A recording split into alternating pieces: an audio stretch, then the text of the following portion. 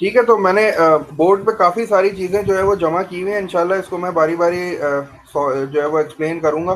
ठीक है, तुम लोग का काम क्या है, you have to note down the key points. और जो जो चीज़ें मैं बता रहा हूँ उसको गौर से भी सुनना है और उसको नोट डाउन भी करना है। ये थोड़ा सा तुम लोग का रिवीजन भी हो जाएगा और थोड़ा सा मैं तुम लोग को इससे रिलेट करके नई चीज़ भी समझाऊंगा कि इनवर्स फंक्शन के ग्राफ्स कैसे होते हैं। तो हमें बेसिकली हमारा जो टॉपिक है वो ग्राफ्स ऑफ इनवर्स फंक्शन है। इनवर्स फंक्शन हमने फाइंड आउट करना है, लास्ट क्लास में सीख लिया था कि इनवर्स फंक्शन होता क्या है। फंक्शंस में सबसे पहले हमने फंक्शंस का इंट्रोडक्शन स्टार्ट किया था, उसके बाद हमने जो है वो कंपोजिट फंक्शन स्टार्ट किया था। ठीक है, कंपोजिट फंक्शंस के बाद हमने जो है वो इनवर्स फंक्शंस पे आए थे। डोमेन और रेंज का भी हमने कॉन्सेप्ट जो है वो बिल्कुल इनिशियल क्लासेस में डिस्कस किया था। लास्ट क्लास में हमने इनवर्स फंक्शन के बारे में देखा था कि how can we find the inverse of a function. मैंने सबसे पहले तुम लोग को डेफिनेशन बताई थी कि what is the definition of inverse of a function, तो वो हमने देखा था रिवर्स ऑफ अ फंक्शन। हमने इनवर्स को रिवर्स से याद किया था। ठीक है, और फिर हमने उसके स्टेप्स भी देखे थे, how to find out the inverse of a function. The first step was we have to put y is equals to the given function. जो भी हमें गिवन फंक्शन दिया हुआ है हमने y को इक्वेट किया सबसे पहले उससे, वो स्टेप नंबर वन था। Then the next step was we have to make x as our subject. फिर हम x को सब्जेक्ट बनाते थे। And in the third step we replace x with f inverse x and y with x। ठीक है, ये तीन steps को हम फॉलो करके फंक्शन का इनवर्स बनाते थे। ठीक है, हमने कुछ क्वेश्चंस भी इसके किए थे और इम्पोर्टेंट पॉइंट हमने जो डिस्कस किया था वो ये था कि फंक्शन, इनवर्स फंक्शन हर फंक्शन का नहीं होता। वन वन फंक्शन हमने एक चीज डिस्कस की थी जिसमें एक इनपुट पे एक ही आउटपुट मिलेगा, उसको हम कहते थे वन वन फंक्शन। तो इनवर्स फंक्शंस जो थे वो वन वन फंक्शन के होते थे। अगर फंक्शन वन वन नहीं है तो इसका मतलब है कि उसका इनवर्स नहीं होगा।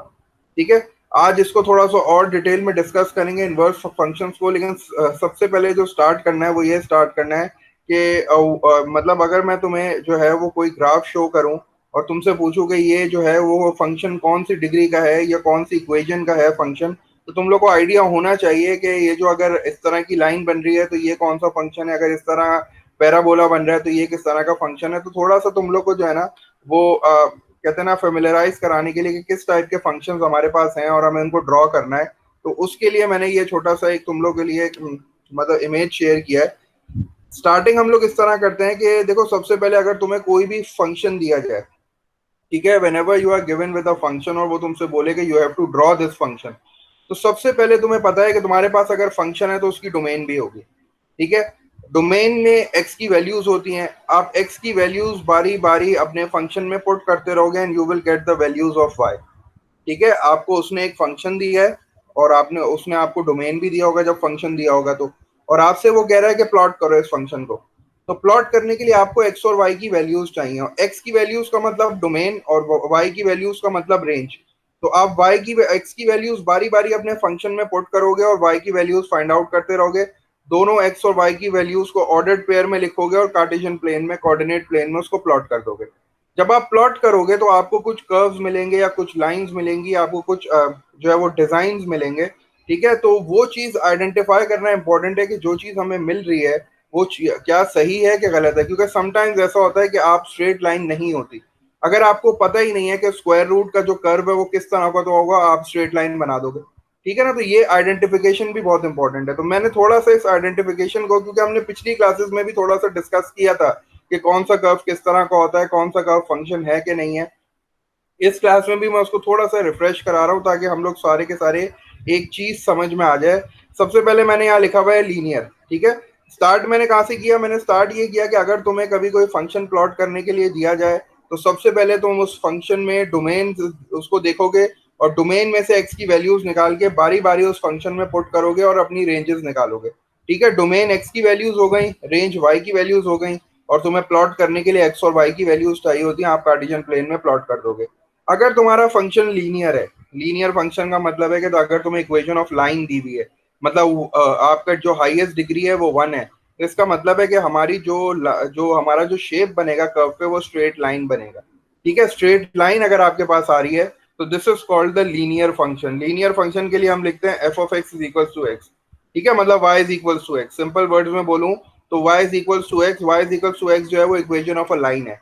ऐसी लाइन है जिसका ग्रेडियंट वन है और वाई इंटरसेप्ट कोई भी नहीं है, जीरो से पास हो रहा है, तो ये लीनियर फंक्शन कहलाता है। ठीक है, तो तुम्हें पता होना चाहिए कि लीनियर फंक्शन ग्राफ पे किस तरह दिखता है। The second type of function is the quadratic function, जो कि हमने पूरा चैप्टर इस पे सॉल्व किया था। क्वाड्रेटिक फंक्शन का ये जो कर्व होता है इसको हम कहते हैं पैराबोला, ठीक है। और वो किस तरह लिखा हुआ नजर आएगा, वो आपको हाईएस्ट डिग्री 2 नजर आएगी। जब भी आपके फंक्शन में हाईएस्ट डिग्री 2 नजर आ रही है तो वो जो है वो क्वाड्रेटिक फंक्शन होगा, ठीक है। और क्वाड्रेटिक फंक्शन को जब भी आप ग्राफ में प्लॉट करोगे तो इस तरह का यू शेप बनता है जिसको हम कहते थे पैराबोला, ठीक है। थर्ड टाइप ऑफ फंक्शन जो है ना वो हमारे पास है एब्सोल्यूट वैल्यू फंक्शन। ये इंशाल्लाह हम नेक्स्ट क्लास में डिस्कस करेंगे, इसको प्लॉट करना भी देखेंगे। एब्सोल्यूट वैल्यू फंक्शन हमने पहले भी डिस्कस किया हुआ है, जिसको हम मॉडुलस कहते थे। एब्सोल्यूट वैल्यू का मतलब है आपके ब्रैकेट्स में कोई भी वैल्यू है, जब भी वो एब्सोल्यूट से बाहर आती है पॉजिटिव हो जाती है। इसी वजह से इसका कर्व जो है ना वो इस तरह बनता है, ठीक है। ये शिफ्ट हो सकता है राइट साइड पे, लेफ्ट साइड पे, अपवर्ड, डाउनवर्ड, लेकिन शेप इसी तरह का बनेगा। This is called the absolute value. और इसको लिखने का क्या है, F of x is equal to दो बार्स आते हैं जिसको हम कहते थे मॉड्यूलस, और बीच में एक्स आता था। This is the absolute value function. और एब्सोल्यूट वैल्यू फंक्शन जो है ना वो वी शेप का तरह का होता है। The next is the square root function, ठीक है। स्क्वायर रूट फंक्शन में तुम देख लो f of x is equal to square root of x. यहाँ इसने एक चीज ये की है कि यहाँ सारी पॉजिटिव वैल्यूज नहीं है। हमें पता है कि जब भी स्क्वायर रूट से कोई भी नंबर बाहर आता है तो वो पॉजिटिव भी आता है और नेगेटिव भी आता है, तो ये कर्व नीचे भी बनना चाहिए था यूं करके। लेकिन सिंस उसने यहाँ सिर्फ पॉजिटिव वैल्यूज ली है तो ये देखो कर्व सिर्फ पॉजिटिव साइड पे बन रहा है, बस एक्स की भी सारी पॉजिटिव वैल्यूज है और वाई की भी सारी पॉजिटिव वैल्यूज है। तो स्क्वायर रूट फंक्शन का ग्राफ जो है वो आपको हर जगह इसी तरह दिखेगा, ठीक है। ये उस वक्त है जब आप सिर्फ पॉजिटिव वैल्यूज ले रहे हो, लेकिन अगर वो आपको पॉजिटिव और नेगेटिव वैल्यूज दोनों लेने के लिए बोलेगा तो हमारा कर्व जो है वो पैराबोला की तरह बनेगा, लेकिन साइडवेज की तरह। हमने ये शेप देखा था, ठीक है। तो यू शेप इस तरह करके बनेगा। इसके बाद जो नेक्स्ट फंक्शन है वो है क्यूबिक फंक्शन, ठीक है। क्यूबिक फंक्शन को भी सॉल्व करना हमने सीखा था, हमने क्यूबिक इक्वेशंस को भी सॉल्व करना सीखा है मैथ्स में। तो क्यूबिक फंक्शन को जब भी आप प्लॉट करोगे ना, आपके पास जो शेप आएगा वो इस तरह का आएगा, ठीक है। ऊपर से इस तरह शेप आया और नीचे से इस तरह शेप आया। This is the shape of a cubic equation. Cubic function को जब भी आप ग्राफ पे प्लॉट करोगे आपको इस तरह का शेप मिलेगा। इस साइड पे अगर आप देखते हो तो ये कहलाता है, इसको कहा रेसिप्रोकल फंक्शन। मतलब रेसिप्रोकल फंक्शन का मतलब है हमेशा आपका वेरिएबल जो है वो डिनोमिनेटर में होगा। ऊपर कोई भी नंबर हो सकता है, 2 3 4 5 6 जो भी हो, लेकिन आपका जो डिनोमिनेटर है उसमें वेरिएबल होगा। तो this is called a reciprocal function. इसको आप जब भी ग्राफ पे प्लॉट करोगे आपको इस तरह के दो लाइंस मिलेंगी, आपको दो जो है वो लाइंस इस तरह ड्रॉ करनी पड़ेंगी। This is the graph of a reciprocal function. Sometimes question में ऐसा भी होता है कि आपको जो है वो ग्राफ देके जो है वो आपसे एमसीक्यू में पूछ ले, या मैं भी पूछ सकता हूँ इस तरह ग्राफ आपको दिखा के कि ये कौन सा फंक्शन है। और मैं आपको नीचे चार ऑप्शन दे दूं तो तुम्हें ये आइडेंटिफाई करना आना चाहिए कि ये स्क्वायर रूट फंक्शन है क्योंकि इसका शेप इस तरह है, ये रेसिप्रोकल फंक्शन है, ठीक है। तो मैं इसीलिए तुम लोग को ये थोड़ी सी आइडेंटिफिकेशन बता रहा हूँ। Next type of function is called the power four function, ठीक है। ये हमने सॉल्व नहीं किया कभी भी, लेकिन इसका भी पता होना चाहिए। ये बिल्कुल स्क्वायर की तरह ही है, ठीक है, लेकिन ये जो पैराबोला है ये थोड़ा सा डिफरेंट है। इसकी जो बेस है ना वो थोड़ी सी ब्रॉड है। उधर जो हमने पैराबोला बनाया था उसकी बेस इतनी जो है वो चौड़ी नहीं होती थी।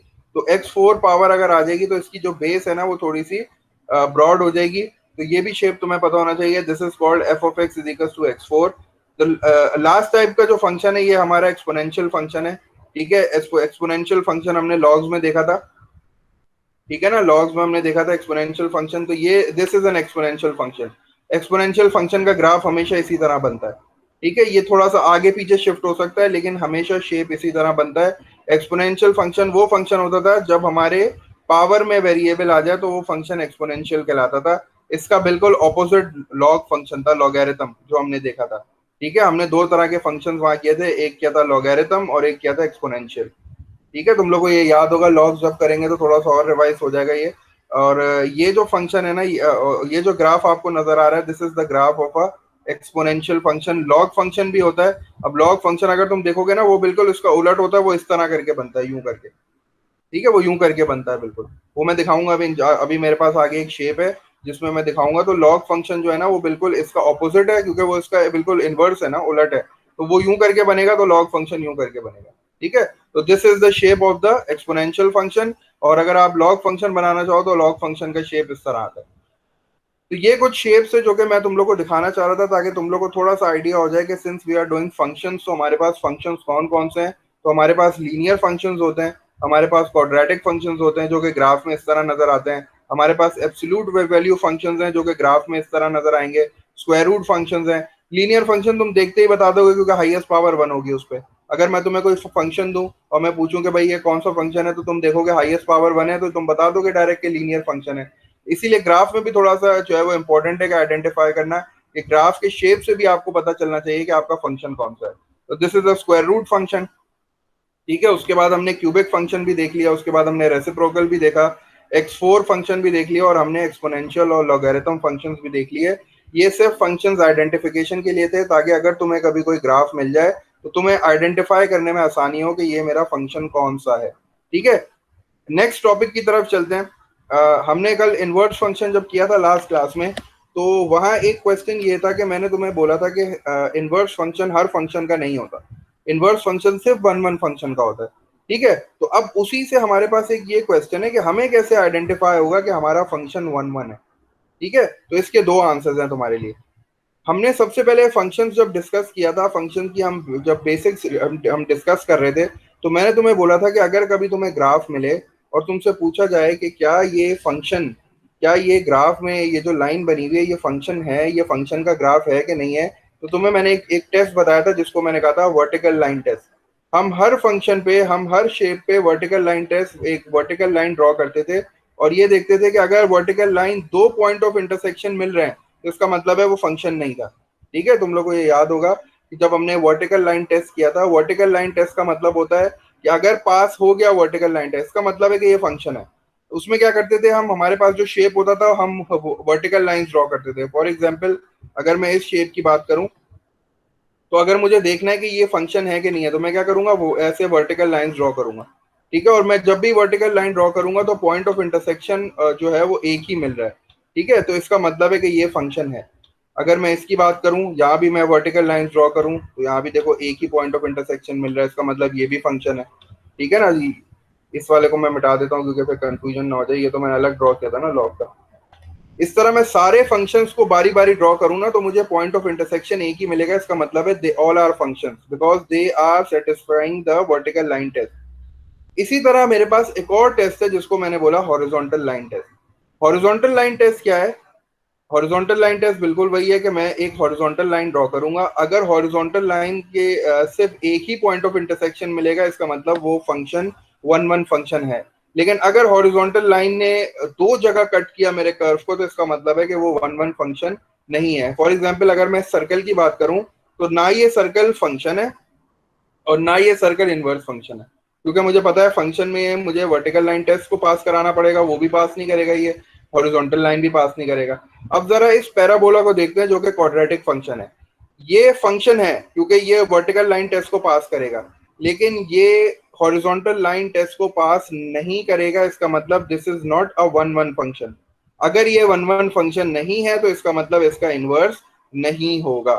अगर मैं इसकी बात करता हूँ, ये एक्सपोनेंशियल फंक्शन है, एक्सपोनेंशियल फंक्शन जो है वो वर्टिकल लाइन टेस्ट पास करेगा। ठीक है, और ये हॉरिजॉन्टल लाइन टेस्ट भी पास करेगा, क्योंकि जब भी मैं हॉरिजॉन्टल लाइन बनाऊंगा तो एक ही पॉइंट ऑफ इंटरसेक्शन आएगा, इसका मतलब है this is a function and this is a one one function, इसका मतलब है इसका इनवर्स पॉसिबल होगा। ठीक है, तो ये तुम लोगों को एक थोड़ी सी मैंने जो है वो एक ट्रिक बता दी जिससे तुम्हें पता चल जाएगा कि क्या वन वन फंक्शन है कि नहीं है। अच्छा, अब तुम लोग बोलोगे सर अगर ग्राफ नहीं है, तो ग्राफ नहीं है तो तुम्हें फंक्शन दिया हुआ होगा, फंक्शन दिया हुआ होगा तो तुम्हें डोमेन भी दी हुई होगी, तुम वो डोमेन बारी बारी डाल के उस फंक्शन में देखते रहना, अगर तुम्हें एक ही आउटपुट मिल रहा है तो इसका मतलब है कि वो वन वन फंक्शन है, अगर तुम्हें एक से ज्यादा आउटपुट मिल रहा है इसका मतलब वो वन वन फंक्शन नहीं है। तो ग्राफ के बगैर तुम इस तरह आइडेंटिफाई करोगे, और अगर तुम्हें ग्राफ दे दिया तो तुम क्या करोगे, हॉरिजॉन्टल लाइन ड्रॉ करोगे। अगर हॉरिजॉन्टल लाइन दो जगह पे इंटरसेक्ट कर रही है इसका मतलब है ये वन वन फंक्शन नहीं है, अगर हॉरिजॉन्टल लाइन सिर्फ एक जगह इंटरसेक्ट कर रही है तो इसका मतलब है this is a one one function, और अगर ये वन वन फंक्शन है तो इसका इनवर्स पॉसिबल है। देखो, अगर हमारे पास ग्राफ नहीं है, ठीक है, तो हम उसने हमें एक फंक्शन तो दिया हुआ होगा और डोमेन भी दी हुई होगी। ठीक है, उसने अगर क्वेश्चन में लिखा हुआ है कि you have to find F inverse X, तब तो हम फाइंड करेंगे, हम तो बिला झिझक फाइंड करेंगे क्योंकि उसने बोला है कि एफ इनवर्स एक्स फाइंड करो। उसने फाइंड करने के लिए इसलिए बोला होगा क्योंकि ये वन वन फंक्शन है। लेकिन अगर उसने मुझे फाइंड करने के लिए नहीं बोला एफ इनवर्स एक्स और मैं फिर भी फाइंड करना चाह रहा हूँ, तो सबसे पहले मैं ये आइडेंटिफाई करूंगा कि क्या ये वन वन फंक्शन है कि नहीं है। उसका तरीका क्या है कि तुम बारी बारी जो है ना डोमेन अपने फंक्शन में डालोगी, पुट करोगी, और अगर तुम्हें हर डोमेन पे एक ही रेंज मिल रही है, एक ही आउटपुट मिल रहा है, तो इसका मतलब है कि तुम्हारा फंक्शन वन वन फंक्शन है, उसका इनवर्स पॉसिबल है, तुम निकाल सकती हो। लेकिन अगर तुमने डोमेन डाली एक और उसमें से दो फंक्शन जो है वो दो आउटपुट मिल रहे हैं, तो इसका मतलब है ये वन वन फंक्शन नहीं है। और जब वन वन फंक्शन नहीं है तो इसका इन्वर्स नहीं है, तो तुम्हें टाइम ज़ाया करने की जरूरत नहीं है, तुम इन्वर्स मत निकालो। लेकिन ज्यादातर यही होता है कि जब वो क्वेश्चन में कहते हैं ना कि एफ इनवर्स एक्स निकालो, तो इसका मतलब है कि वो वन वन फंक्शन है, तभी वो हमसे कह रहा है कि एफ इनवर्स एक्स निकालो। वरना मैंने तुम्हें दूसरा मेथड भी एक बता दिया था कि अगर वो हमसे ना बोले कि एफ इनवर्स एक्स निकालो, तो हम दूसरा मेथड भी हमने देखा था जिसमें हम एक वेरिएबल को कंसिडर करते थे और फिर एफ इनवर्स एक्स को शिफ्ट करते थे और एक इक्वेशन बना लेते थे। और हमने फिर ये भी देख लिया कि वर्टिकल लाइन टेस्ट और हॉरिजॉन्टल लाइन टेस्ट क्या है। Vertical line test is for the function. अगर वर्टिकल लाइन टेस्ट पास कर रहा है, इसका मतलब है कि मेरे पास जो ग्राफ गिवन है वो एक फंक्शन का ग्राफ है। और अगर हॉरिजॉन्टल लाइन टेस्ट भी पास कर रहा है, तो इसका मतलब है कि this is a one one function. और जब वन वन फंक्शन होगा तो इसका मतलब इसका इनवर्स पॉसिबल होगा।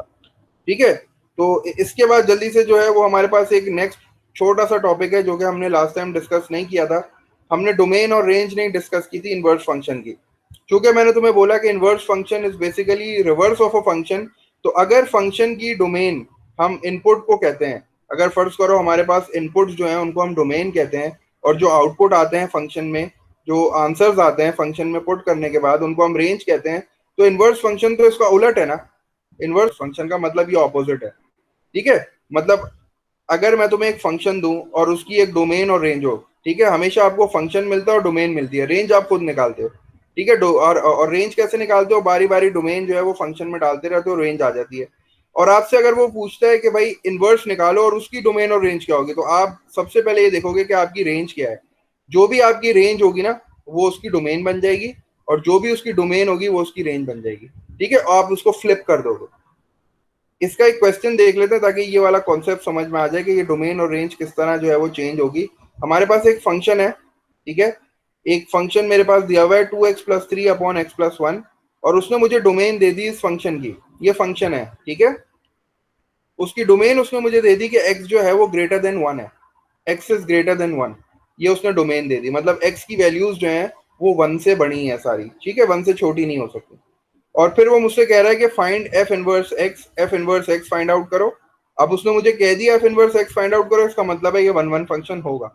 और फिर मुझसे कह रहा है कि state the domain and range of F inverse function as well. मुझे डोमेन भी लिखनी है और रेंज भी लिखनी है। ठीक है, अच्छा, क्वेश्चन में ओरिजिनल मुझे फंक्शन दिया हुआ था और उसकी डोमेन दी हुई थी। ठीक है, तो अब मैं देखो जल्दी से क्या करता हूँ, एफ इनवर्स एक्स निकालता हूँ। उसके लिए सबसे पहले मुझे क्या करना पड़ेगा, step number 1, I have to equate this function with Y. Step number 1 कहता था कि जब भी आपको एफ इनवर्स एक्स निकालना है, जब भी किसी फंक्शन का इनवर्स निकालना है, तो सबसे पहले आप क्या करोगे, जो गिवन फंक्शन है उसको y के बराबर करोगे। y के बराबर करोगे, this is our first step. Second step में कहता था x को सब्जेक्ट बनाओ। y के बराबर करने के बाद वो कहता था x को सब्जेक्ट बनाओ। तो x को सब्जेक्ट बनाने के लिए मुझे थोड़ी सी वर्किंग करनी पड़ेगी। ये x+1 यहाँ इधर डिवाइड हो रहा है, इधर आके मल्टीप्लाई हो जाएगा। तो मैं लिखूंगा y x+1 equals to 2x+3। अब सिंस यहाँ भी मेरे पास एक x है और यहाँ भी मेरे पास एक x है, तो ये जब इनसे मल्टीप्लाई होगा तो ये हो जाएगा yx+y इक्वल्स टू 2x+3। अब चूंकि मुझे x को सब्जेक्ट बनाना है, इसका मतलब है मुझे सारे x एक जगह पे जमा करने पड़ेंगे। ठीक है, तो मैंने सारे x को एक जगह जमा किया और बाकी जितनी चीजें थी उनको एक साइड पे। तो this is yx, this is positive 2x। जब ये इधर आएगा तो ये नेगेटिव 2x हो जाएगा, इक्वल्स टू 3 - y। और जब यहाँ से x कॉमन ले लूंगा तो यहाँ बन जाएगा y-2। और जब x को सब्जेक्ट बनाऊंगा तो मेरे पास बन जाएगा 3 - y divided by y-2 x से। तो you will get your inverse function.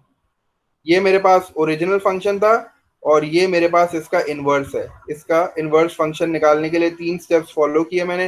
पहले मैंने इसको y के बराबर किया, सेकंड स्टेप में मैंने x को सब्जेक्ट बनाया, और थर्ड स्टेप में जब x बन गया सब्जेक्ट तो x को मैंने f इनवर्स x के साथ सब्स्टिट्यूट किया और y को मैंने x से सब्स्टिट्यूट किया। This is the inverse function. ये मैंने फाइंड आउट कर लिया।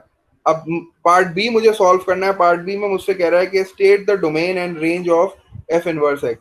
ठीक है, अच्छा, अब अगर मैं गौर से देखूं तो मुझे फंक्शन की डोमेन तो दी हुई है। अगर ये फंक्शन की डोमेन है तो इसका मतलब है कि ये जो है मेरे इनवर्स की रेंज होगी, क्योंकि ऑपोजिट होते हैं ना। अगर ये मेरे फंक्शन की डोमेन है तो इसका मतलब ये इनवर्स की रेंज होगी। तो इसका मतलब है इनवर्स की रेंज तो मुझे पहले से दी हुई है, इनवर्स की रेंज तो मुझे गिवन है, मुझे सिर्फ डोमेन फाइंड आउट करनी है। तो देखो यही चीज मैंने यहाँ लिख दी वर्ड्स में कि the domain of function is the range of inverse function. Function की डोमेन रेंज होती है इनवर्स की, और range of function is the domain of inverse. ठीक है, क्योंकि दोनों रिवर्स होते हैं ना।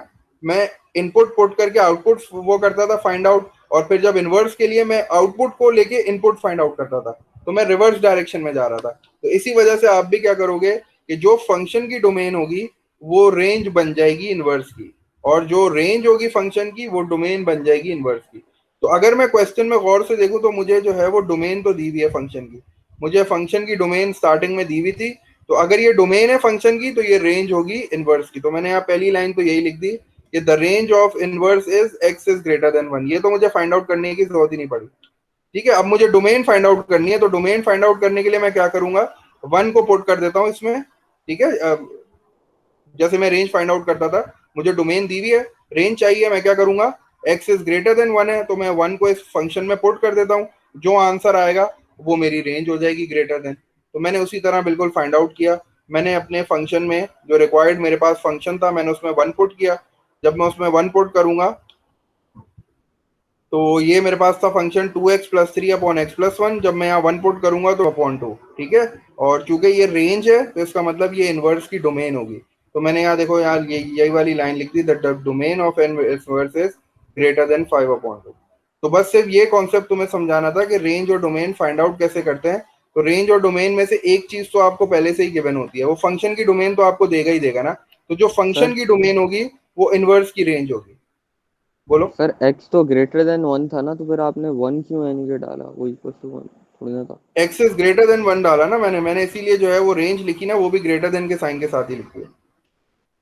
ठीक है, मैंने 1 सही है इसलिए सर। डाला क्योंकि एक्स इज ग्रेटर देन 1 था, तो मैंने यहाँ भी रेंज ग्रेटर देन के साथ ही लिखी है। तुम भी इसी तरह करना, जो भी वैल्यू, अगर ये लेस देन होता तो मैं लेस देन वाला साइन लगा देता, खत्म। अगर तुम्हें बिल्कुल स्पेसिफिक आना है तो तुम जो है वो एक्स इज ग्रेटर देन आप 2 डाल के देख लो, खत्म। आप 2 डाल के भी लिख लो तो इसी तरह रेंज आ जाएगी कुछ। मैंने इसलिए लिखा क्योंकि इसने मुझे वो दिया हुआ था कि एक्स 1 से बड़ा है, मतलब 1 तो बाउंड्री है।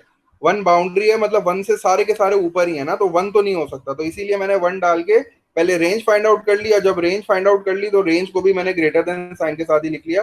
बस सिर्फ ये याद रखना कि फंक्शन की जो डोमेन है वो इनवर्स की रेंज है, और जो फंक्शन की रेंज है वो इनवर्स की डोमेन है। दोनों एक दूसरे के उल्टे होते हैं। तो ये इस तरह जो है ना, ये एक्सपोनेंशियल हो गया, ये लॉगरिथम हो गया। ठीक है, दोनों एक दूसरे के इनवर्स हैं। अच्छा, मुझे इस अब ये जो फंक्शन है ना, ये इनवर्स फंक्शन है। अब इनवर्स फंक्शन का ग्राफ अभी हमने डिस्कस नहीं किया। ठीक है, तो वही इस क्वेश्चन में हमें इनवर्स फंक्शन का ग्राफ डिस्कस करना है कि इनवर्स फंक्शन जो है वो एक दूसरे के रिवर्स होते हैं ना। तो अगर इनवर्स फंक्शन का ग्राफ में बनाना चाहूँ तो वो बनता कैसे। तो उसकी बड़ी आसान सी ट्रिक है। जैसे अभी हमने सीखा था ना कि इसकी डोमेन इसकी रेंज होती है और इसकी रेंज इसकी डोमेन होती है, तो बिल्कुल आपको इसी तरह करना है। ठीक है, तो करना क्या होता है, फॉर एग्जाम्पल आपके पास एक फंक्शन है, ओरिजिनल फंक्शन है 2x+3। ठीक है, उसने आपको बोला कि इस 2x+3 को प्लॉट करो।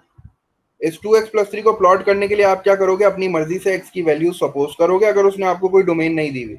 ठीक है, उमूमन वो हमें डोमेन देता है। वो डोमेन का मतलब है कि वो आगे बता देगा कि x की वैल्यू -2 से 2 के दरमियान है।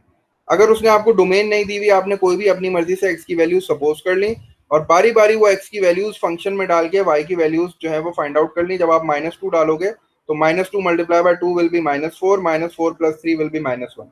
ठीक है, तो इस तरह आपने पूरा टेबल ये इसको फिल किया, और आपने जो है ना ये ग्राफ जो है जल्दी से बना लिया एक्स और वाई की वैल्यूज प्लॉट करके। ये ब्लू कलर की लाइन जो है ये आपका ओरिजिनल फंक्शन की लाइन आ गई। ठीक है, अब उसने नेक्स्ट पार्ट में आपने उसने आपसे बोला कि you have to find the inverse, इसका इनवर्स भी फाइंड आउट करो और उसको भी प्लॉट करो। ठीक है, तो आपने सबसे पहले इनवर्स फाइंड आउट कर लिया, इसका इनवर्स आ गया x-3/2। अब आपको इतनी वर्किंग करने की जरूरत नहीं है, आपको पता है ना कि इसकी जो डोमेन है वो इसकी रेंज बन जाएगी और इसकी जो रेंज है उसकी डोमेन बन जाएगी। तो बस इनको स्वैप कर दो।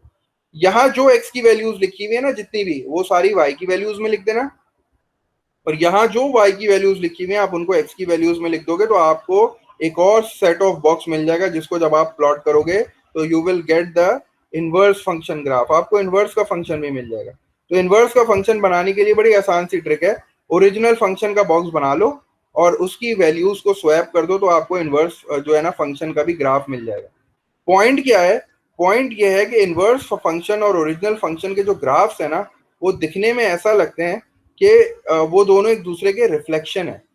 और जो रिफ्लेक्शन है ना, जो मिरर है, वो y is equal to x है। हमेशा इसी तरह होता है। देखो यहाँ भी देखो, ये देखो, ये ओरिजिनल फंक्शन है और ये इसका इनवर्स है। दोनों एक दूसरे की रिफ्लेक्शन है, और जो वो जो मेरा वो है मिरर, वो y is equal to x है जाती है। ठीक है, अभी जब मैं तुम्हें क्वेश्चन दूंगा तो तुम लोग ट्राई करना, उस क्वेश्चन को बुक में ही सॉल्व करना है। उसमें तुम्हारे 4 पार्ट्स हैं। वो क्वेश्चन नंबर 1 है एक्सरसाइज 9.3 का। उसमें तुम्हें फंक्शन दिया हुआ है, तुम्हें उसका इनवर्स ड्रॉ करना है। इनवर्स ड्रॉ करने के लिए सिंपल सी ट्रिक है, जो तुम्हारे पास ओरिजिनल फंक्शन में एक्स की वैल्यूज हैं उनको वाई की जगह पे लिख दो, और जो वाई की वैल्यूज है उनको एक्स की जगह पे लिख दो। प्लॉट कर दोगे तो तुम्हें दोनों फंक्शन और इनवर्स फंक्शन का ग्राफ मिल जाएगा। ठीक है, ये क्वेश्चन नंबर 1 है जो कि मैं तुम्हें अभी शेयर करूंगा। देखो मैंने यहाँ लिखा हुआ है होमवर्क, ये मैं तुम्हें आखिर में बताऊंगा। तो इनवर्स, तुम्हें इनवर्स फंक्शन का फंक्शन बनाना है, वो बनाना है ग्राफ। बहुत आसान है। ठीक है, ओरिजिनल फंक्शन का पहले एक बॉक्स बना लो। ओरिजिनल फंक्शन का अगर बॉक्स नहीं भी बनाना तो वो तुम यहाँ से पॉइंट पढ़ सकते हो डायरेक्ट। तो यहाँ जो भी x की वैल्यू होगी वहां y की वैल्यू होगी, और जो y की वैल्यू होगी वहां x की वैल्यू होगी। दोनों को शिफ्ट कर देना, तो तुम्हारे पास ओरिजिनल फंक्शन का भी ग्राफ बन जाएगा और तुम्हारे पास इनवर्स फंक्शन का भी ग्राफ बन जाएगा। और अगर तुम दोनों को देखोगे तो दोनों एक दूसरे की रिफ्लेक्शन होंगी, और जो मिरर होगा वो y इक्वल्स टू एक्स पे लिखा होगा। ये हर फंक्शन का इसी तरह है।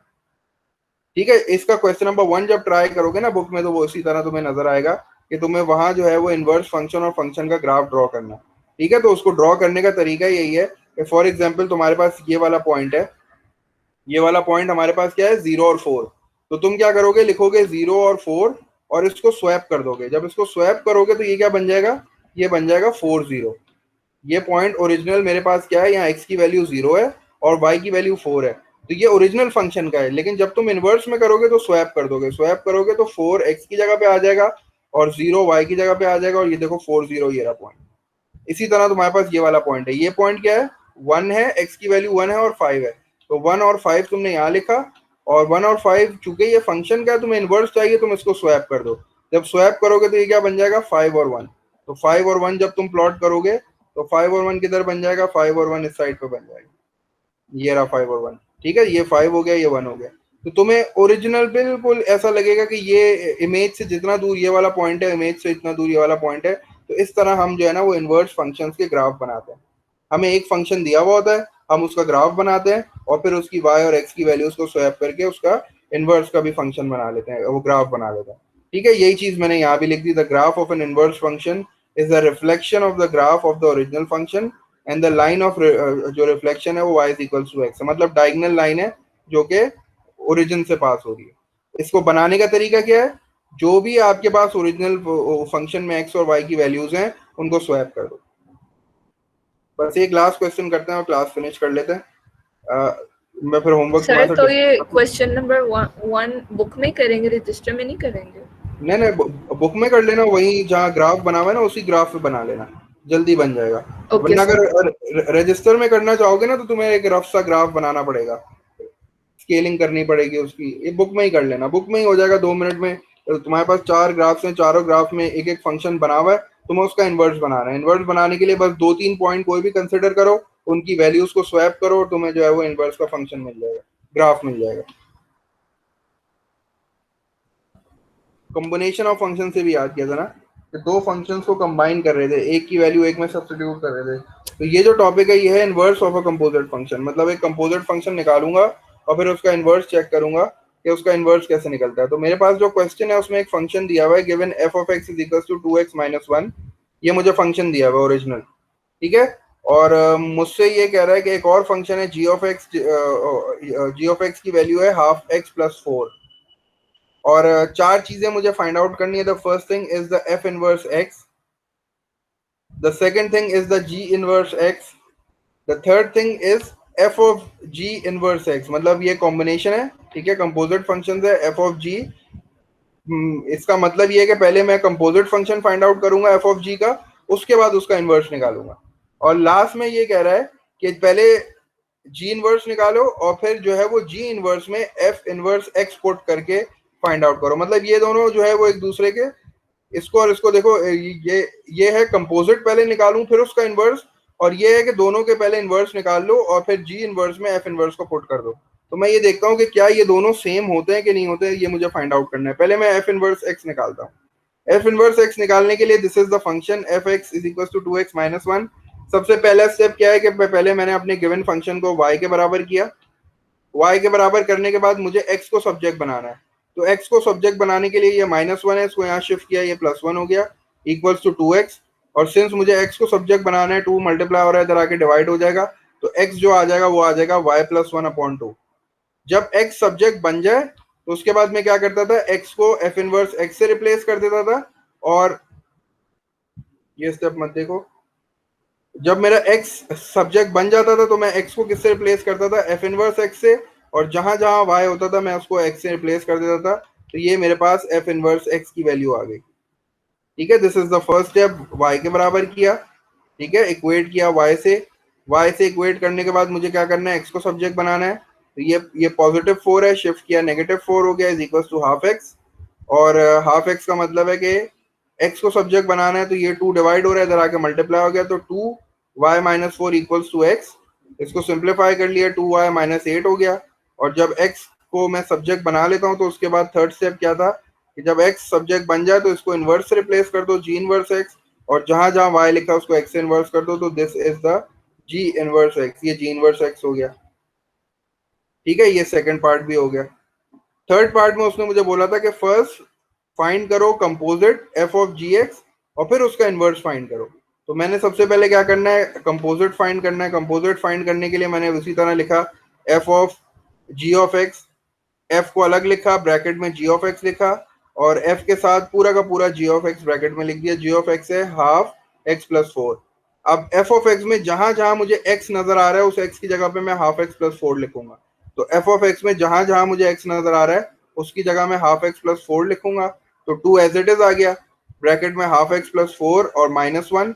और जब मैंने इसको सॉल्व किया ये 2 से 2 कैंसिल हो गया, ठीक है, और मेरे पास आंसर आ गया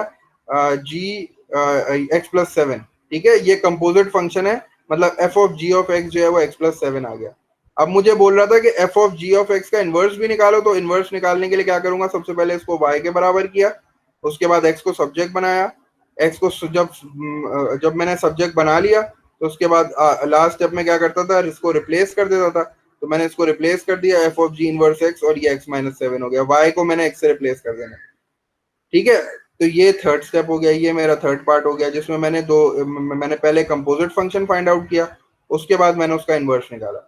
लास्ट स्टेप में वो मुझसे बोल रहा है कि वो कह रहा है दोबारा कंपोजिट निकालो, लेकिन अब कंपोजिट किसका निकालना है, g inverse of f inverse x। मतलब g इनवर्स में f इनवर्स x को पुट करके देखो क्या आंसर आ रहा है। तो g इनवर्स x में निकाल चुका हूँ, ये रहा। ठीक है, सबसे पहले मैंने उसको उस तरह लिख लिया सिंपल लैंग्वेज में, g इनवर्स को बाहर लिखा, f इनवर्स x को ब्रैकेट में लिखा, g इनवर्स को एज इट इज लिखा, f इनवर्स x पूरा का पूरा जो है वो x + 1/2 है, वो ब्रैकेट में आ गया।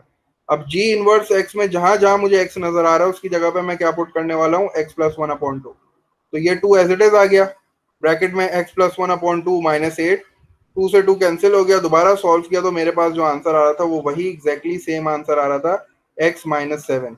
इसका मतलब है कि ये जो दो उसने मुझे जो तरीके बताए थे कि पहले कंपोजिट निकाल के फिर इनवर्स निकालो या इनवर्स निकाल के कंपोजिट निकालो, दोनों का मतलब एक ही है और दोनों से आंसर मेरा सेम ही आ रहा है।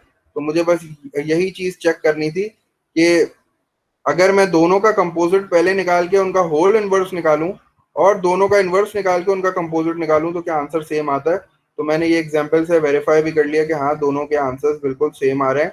तो अब ये मुझ पर डिपेंड करता है कि अगर मुझे कभी कंपोजिट का इनवर्स निकालना है तो मैं दोनों फंक्शंस का पहले कंपोजिट निकाल के होल इनवर्स निकाल लूं या फिर मैं दोनों का इनवर्स निकाल के उनका कंपोजिट निकाल लूं, तो मेरे आंसर दोनों सेम ही आएंगे।